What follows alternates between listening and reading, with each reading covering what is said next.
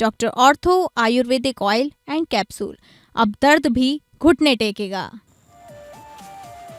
US Bharat deal पर सियासत तेज, PM Modi पर भड़के राहुल गांधी, कहा कॉटन किसानों और टेक्सटाइल एक्सपोर्ट्स के साथ धोखा यूएस भारत डील को लेकर।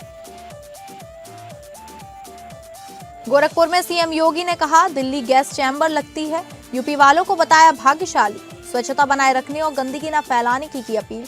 आप पार्टी ने कहा योगी जी भूल गए हैं कि दिल्ली में है बीजेपी की सरकार। अखिलेश यादव का चुनाव आयोग पर बड़ा हमला, वोटर लिस्ट को बताया धांधली, यूपी के विकास मॉडल को कहा फ्लॉप।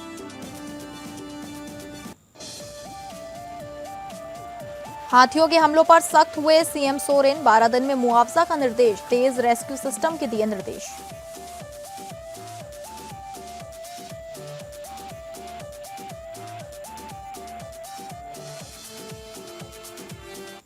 नमस्कार, आप सभी का स्वागत है और मैं हूं आपके साथ अंकिता सिंह। बुलेटिन की शुरुआत करेंगे जहां भारत अमेरिका ट्रेड डील को लेकर कांग्रेस सांसद और लोकसभा में नेता प्रतिपक्ष राहुल गांधी ने मोदी सरकार पर हमले तेज कर दिए हैं। राहुल गांधी ने शनिवार को सरकार पर इस डील के जरिए देश में कॉटन किसानों और टेक्सटाइल एक्सपोर्ट्स को धोखा देने का आरोप लगाया। राहुल गांधी ने कहा कि इस समझौते से दोनों सेक्टर्स को गहरा नुकसान होने की संभावना है। राहुल गांधी ने सोशल मीडिया प्लेटफॉर्म एक्स पर लिखा 18% टैरिफ बनाम 0%। आइए समझाता हूं कैसे झूठ बोलने में माहिर प्रधानमंत्री और उनकी कैबिनेट इस पर भ्रम फैला रहे हैं और किस तरह से वो भारत अमेरिका व्यापार समझौते से देश के कपास किसानों और टेक्सटाइल एक्सपोर्ट्स को धोखा दे रहे हैं। राहुल गांधी ने कहा भारत में टेक्सटाइल उद्योग और कपास की खेती आजीविका की रीढ़ है, करोड़ों लोगों की रोजी रोटी इन्हीं पर टिकी है। इन क्षेत्रों पर चोट का मतलब है लाखों परिवारों को बेरोजगारी और आर्थिक संकट की खाई में ढकेल देना। एक दूरदर्शी और राष्ट्रहित में सोचने वाली सरकार ऐसा सौदा करती जो कपास किसानों और टेक्सटाइल एक्सपोर्ट्स दोनों के हितों की रक्षा और समृद्धि सुनिश्चित करती।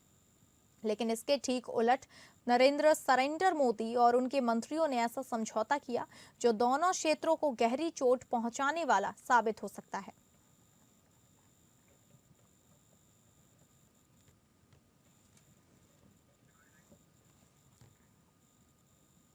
गोरखपुर में एक कार्यक्रम के दौरान यूपी के मुख्यमंत्री योगी आदित्यनाथ ने पर्यावरण के मुद्दे पर लोगों को संबोधित किया है। उन्होंने कहा कि दिल्ली में एयर क्वालिटी बेहद ही खराब है और राजधानी गैस चैम्बर बन गई है। वहां लोगों को पॉल्यूशन की वजह से सांस लेने में दिक्कत और आंखों में जलन होती है। मुख्यमंत्री योगी आदित्यनाथ ने दिल्ली की वायु गुणवत्ता की तुलना गैस चैम्बर से की है।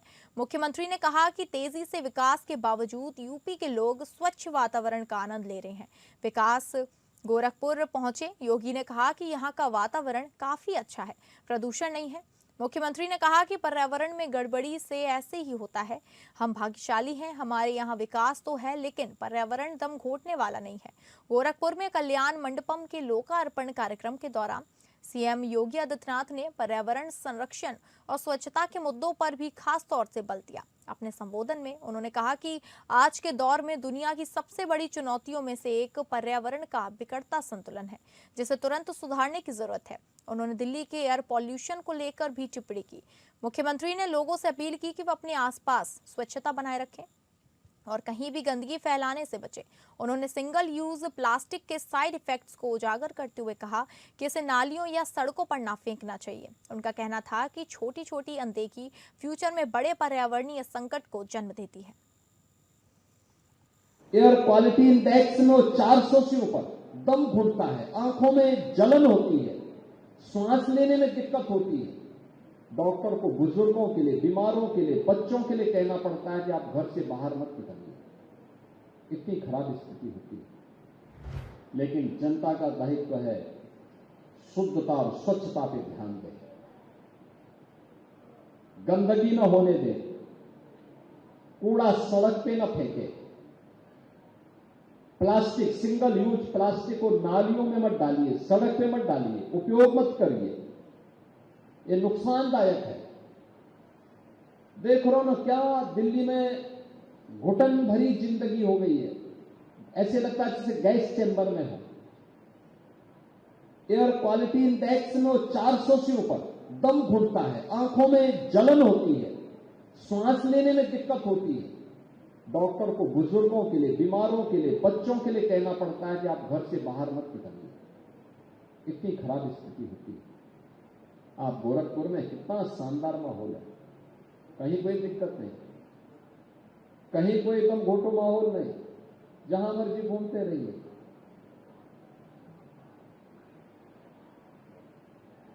क्योंकि पर्यावरण को आप बचाएंगे तो पर्यावरण आपको बचाएगा। धरती माता के प्रति आप अपने उत्तरदायित्व का निर्वहन करेंगे तो धरती माता भी उसी प्रकार का आशीर्वाद देकर के आपको फलने फूलने के लिए एक नया राह दिखाएगी। और उसी राह के लिए हम सबको योगदान देना है, गंदगी नहीं करना है, गंदगी नहीं करने देना है। सपा प्रमुख अखिलेश यादव ने भाजपा सरकार पर राफेल डील, स्मार्ट सिटी में लूट और मतदाता सूची में धांधली का आरोप लगाया है। उन्होंने यूपी के विकास मॉडल को पूरी तरह विफल बताया। समाजवादी पार्टी के राष्ट्रीय अध्यक्ष अखिलेश यादव ने उत्तर प्रदेश और केंद्र सरकार को घेरते हुए तीखे सवाल दागे। कानपुर और लखनऊ के दौरे के दौरान उन्होंने राफेल सौदे से लेकर स्किल इंडिया की बंद होती दुकानों तक का जिक्र किया। अखिलेश ने आरोप लगाया कि सरकार केवल विज्ञापनों में चल रही है, जबकि हकीकत में भ्रष्टाचार चरम पर है। राजधानी लखनऊ में रविवार को सपा मुख्यालय में सपा मुखिया अखिलेश यादव की मौजूदगी में नसीमुद्दीन सिद्दीकी ने सपा का दामन थाम लिया। पहले से ही यह तय हो गया था कि नसीमुद्दीन सपा में जाएंगे। आज इसकी आधिकारिक घोषणा कर दी गई। मालूम हो कि नसीमुद्दीन सिद्दीकी बसपा सरकार में कैबिनेट मंत्री थे। पार्टी में उनका अच्छा रसूख था। इस मौके पर 3 महिला नेत्रियों समेत कई नेता सपा में शामिल हुए। अखिलेश यादव ने केंद्र सरकार की मेक इन इंडिया और इन्वेस्टमेंट के दावों पर सवाल उठाते हुए राफेल डील का मुद्दा फिर से गरमा दिया। उन्होंने कहा कि एक तरफ सरकार स्वदेशी निर्माण की बात करती है, लेकिन दूसरी तरफ 3600 करोड़ रुपए का नया ऑर्डर फ्रांस को दिया जा रहा है। यादव ने पूछा कि यदि सब कुछ बाहर से खरीदना है तो मेक इन इंडिया का क्या होगा। उन्होंने तंज कसते हुए कहा कि कानपुर जैसे औद्योगिक शहरों में स्किल इंडिया की दुकानें बंद हो रही हैं और कई जगह तो संचालकों ने किराया तक नहीं दिया है।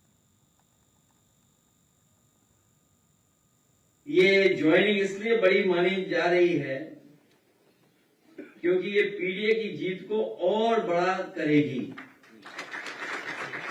हम सब लोग मिलकर के जो इतिहास के पन्नों को जानते होंगे, इतिहास को जानते होंगे, कभी बाबा साहब भीमराव अम्बेडकर जी ने और डॉक्टर राम मनोहर लोहिया जी ने मिलकर के कोशिश की थी कि साथ आकर के देश को दिशा देने का काम करें।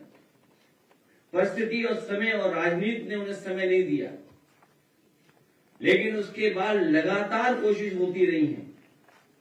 गठबंधन बने, दूर हुए, गठबंधन बने, फिर दूर हुए, लेकिन हमें उम्मीद है कि इस समय, आने वाले समय में पीडीए और हम सब लोग मिलकर के उस लड़ाई को और मजबूत बनाने का काम करेंगे। हालांकि शेर और शायरी हम लोग कम जानते हैं,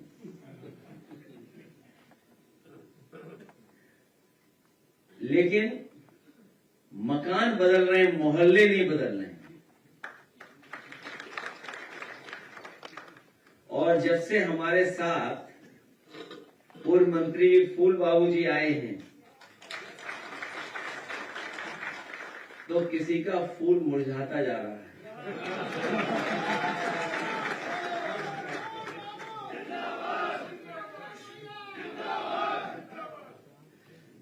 और राजकुमार पाल जी के आने से हमारे पहले पाल साहब और मजबूत होने जा रहे हैं।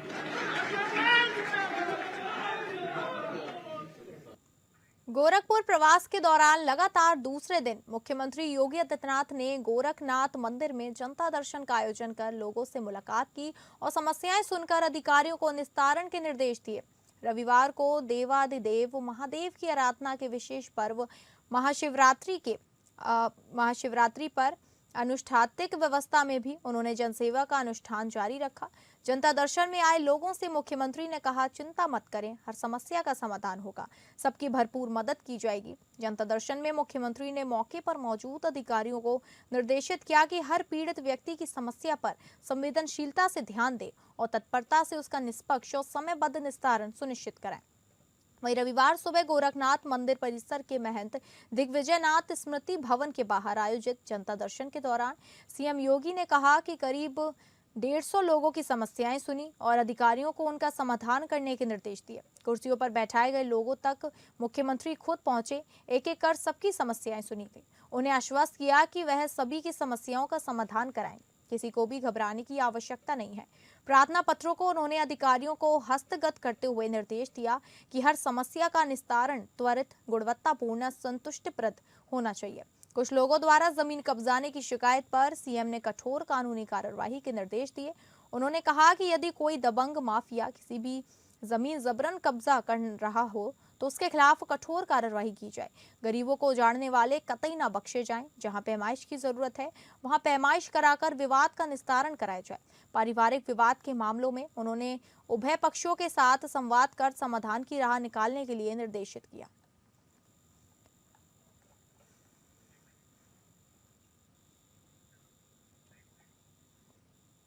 अगली खबर का रुख करेंगे, जहां छत्रपति शिवाजी महाराज की तुलना टीपू सुल्तान से किए जाने के बयान के बाद से महाराष्ट्र की सियासत गर्मा गई है। हर्षवर्धन सकपाट के बयान के विरोध में प्रदेश भर में बयान नाराजगी देखी जा रही है। वहीं पनवेल में भारतीय जनता पार्टी ने तीव्र विरोध प्रदर्शन किया। पनवेल के शिवाजी चौक पर भाजपा विधायक प्रशांत ठाकुर के नेतृत्व में बड़ी संख्या में कार्यकर्ता और नागरिक एकत्रित हुए। प्रदर्शन के दौरान जमकर नारेबाजी की गई और सकपाट के बयान की कड़ी निंदा की गई। आंदोलन में महिलाओं की भागीदारी भी उल्लेखनीय रही। महिलाओं ने सकपाट के पुतले और चित्र पर चप्पल मारकर अपना आक्रोश जताया। वहीं प्रदर्शनकारियों ने स्पष्ट कहा कि छत्रपति शिवाजी महाराज महाराष्ट्र की अस्मिता है, उनका अपमान किसी भी परिस्थिति में सहन नहीं किया जाएगा। भारतीय जनता पार्टी, शिवसेना और महायुति के कार्यकर्ताओं के माध्यम से हमने छत्रपति शिवाजी महाराज के साथ में टीपू सुल्तान की तुलना करने की हर्षवर्धन सकपाल, जो कांग्रेस पार्टी के महाराष्ट्र के अध्यक्ष है, इनकी जो निंदाजनक जो प्रयास था, इसका हमने धिक्कार किया हुआ है। हम सभी जानते हैं कि महाराष्ट्र के आराध्य दैवत के रूप में हम छत्रपति शिवाजी महाराज को जानते हैं। 19 तारीख को तारीख के अनुसार शिव जयंती है। पूरे महाराष्ट्र में, देश में, दुनिया में छत्रपति शिवाजी महाराज को सराहा जाएगा और उन्हें हम हमारे सारे देवताओं से पहले उनको देवता मानते हैं, आराध्य देवता, यानी सब देवता से पहले हम छत्रपति शिवाजी महाराज की पूजा करते हैं। क्यों करते हैं? क्योंकि महाराज नहीं होते तो शायद उन देवताओं की पूजा करने के लिए हम बचते ही नहीं, हिंदू समाज नहीं बचता। यशवंतराव चौहान कांग्रेस पार्टी के लीडर थे, पर उन्होंने कहा था कि अगर छत्रपति शिवाजी महाराज नहीं होते तो पाकिस्तान की सीमा हमारे दरवाजे तक होती। ये कांग्रेस के लीडर थे, यशवंतराव चौहान। आज उन्हीं के पार्टी का एक अध्यक्ष आज उनके साथ में टीपू सुल्तान की तुलना करने की गुस्ताखी करता है। उसको मिले वहां पर जोड़े मारने चाहिए। दुर्भाग्यवश आज कांग्रेस पार्टी भी उनका साथ दे रही है। कांग्रेस पार्टी आज जो धरातल में डूब रही है, वो भी ऐसे विवादास्पद मुद्दे निकालकर, गड़े हुए मुद्दों को उखाड़कर एक समुदाय को अपने पीछे खड़ा करने के लिए सावरकर जी के ऊपर लगाने वाले लांछन को सह लेती है। शिवाजी महाराज की तुलना टीपू सुल्तान से होने देती है। मुझे लगता है ये कांग्रेस पार्टी की गटर वाली मानसिकता है। ऐसे कांग्रेस पार्टी के नेता जब तक माफी नहीं मांगेंगे, हमारा महायुति का ये आंदोलन जारी रहेगा। झारखंड के कई जिलों में जंगली हाथियों द्वारा लगातार उत्पात मचाने से अब तक कई जिंदगियां तबाह हो चुकी हैं। इसी से जुड़ा ताजा मामला हजारीबाग के चुरहू प्रखंड का है, जहां 7 लोगों को हाथियों ने कुचलकर मार डाला।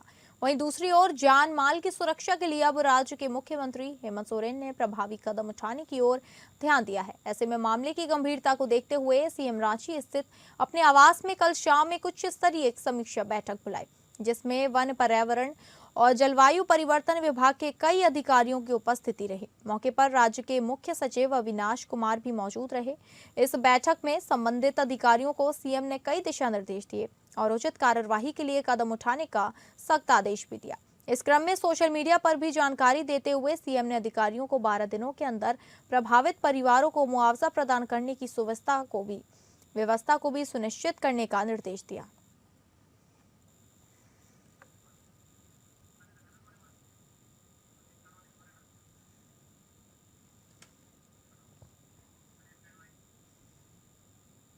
बलूचिस्तान लिबरेशन आर्मी के आमने सामने असीम मुनीर की सेना ने सरेंडर कर दिया है। पाकिस्तान सैनिकों ने बीएलए लड़ाकों के सामने घुटने के बल बैठकर सरेंडर कर दिया है। इससे मुनीर और शहबाज की अंतर्राष्ट्रीय बेइज्जती हो रही है। बलूचिस्तान ने 7 पाकिस्तानी सैनिकों को बंधक बनाने के बाद पाकिस्तान सरकार को बड़ा अल्टीमेटम जारी किया है। पाकिस्तानी सैनिकों के सरेंडर की तस्वीरें सोशल मीडिया पर मुनीर और शहबाज की गीदड़ भक्कियों की कलई खोल रही है। मुनीर की सेना को घुटने टेकवाने के बाद पीएलए के लड़ाकों ने पाकिस्तान को 7 दिनों का अल्टीमेटम जारी किया है, जिसमें उन्होंने 7 पाकिस्तानी सैन्य कर्मियों को बंदी बनाए जाने का दावा किया है और इसके बदले कैदियों की अदला बदली की मांग की है। बीएलए के प्रवक्ता ने एक बयान में कहा कि उनके लड़ाकों ने हाल ही में एक ऑपरेशन में 7 पाकिस्तानी सेना के जवानों को बंधक बनाया है।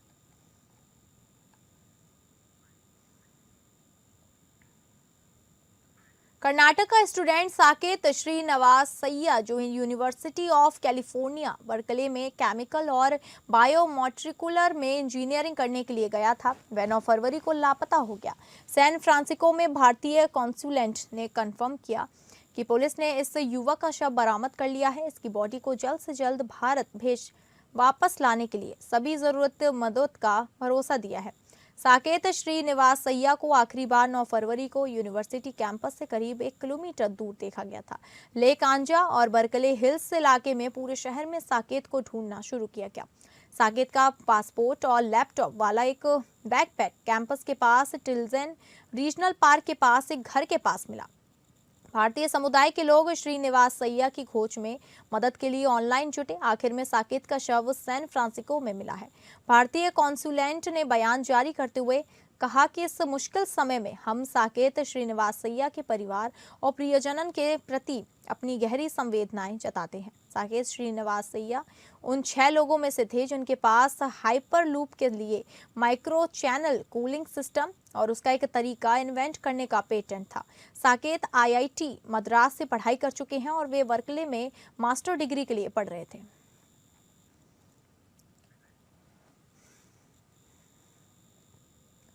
असम के डिब्रूगढ़ से कोलकाता के नेताजी सुभाष चंद्र बोस अंतर्राष्ट्रीय हवाई अड्डे के लिए उड़ान भरने वाली इंडिगो एयरलाइन की एक फ्लाइट में शनिवार को बम होने की धमकी मिली है। यह धमकी इंडिगो की फ्लाइट के अंदर वॉशरूम में लिपस्टिक से एक नोट में लिखा हुआ था। विमान में बम की धमकी होने की सूचना मिलने के बाद इसकी तुरंत ही इमरजेंसी लैंडिंग कराई गई। कोलकाता हवाई अड्डे के अधिकारियों ने कहा कि इंडिगो एयरलाइन की फ्लाइट में बम होने की सूचना मिलने के बाद एहतियात के तौर पर तुरंत सुरक्षा एजेंसियों को अलर्ट किया गया। वहीं विमान की शनिवार सुरक्षित रूप से कोलकाता एयरपोर्ट पर इमरजेंसी लैंडिंग कराई गई। लैंडिंग के तुरंत बाद सुरक्षा प्रोटोकॉल के तहत विमान को आइसोलेशन बे में लेकर लाया गया। आइसोलेशन बे में पहुंचने के बाद विमान में बैठे सभी यात्रियों को सुरक्षित रूप से निकाल लिया गया।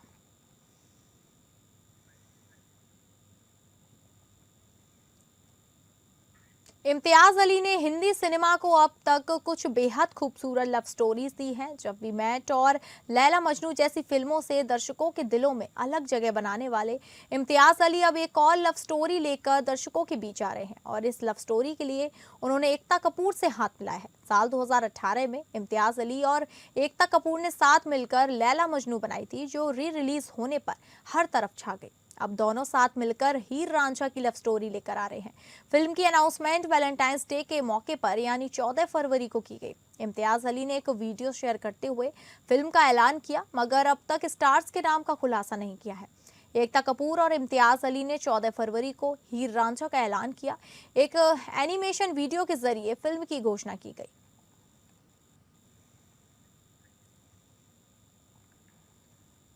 साउथ सुपरस्टार रजनीकांत की फिल्मों के रिलीज से पहले उनके पोस्टर्स पर दूध चढ़ाने के वीडियोस तो आपने खूब देखे होंगे, लेकिन अब एक और वीडियो सामने आया है जिसमें एक भक्त उनकी पूजा करते हुए दिख रहा है। इस वीडियो को देख लोगों ने कहा कि बस करो। महाशिवरात्रि से पहले दक्षिण के सुपरस्टार रजनीकांत के एक प्रशंसक द्वारा उनकी तस्वीर की विशेष पूजा करते हुए एक वीडियो सोशल मीडिया पर वायरल हो गया है। इस वीडियो में प्रशंसक सुपरस्टार के पोस्टर की पूजा करते हुए दिखाई दे रहे हैं, जिस पर ऑनलाइन मिलीजुली प्रतिक्रियाएं आ रही हैं। इस विशेष महाशिवरात्रि पूजा के लिए उन्होंने फिल्म उड्डैपली से भगवान शिव के रूप में रजनीकांत की तस्वीर का इस्तेमाल किया है। वीडियो में प्रशंसक को भगवान शिव के रूप में सजे हुए अभिनेता के पोस्टर पर दूध चढ़ाते और पूजा अर्चना करते हुए देखा जा सकता है।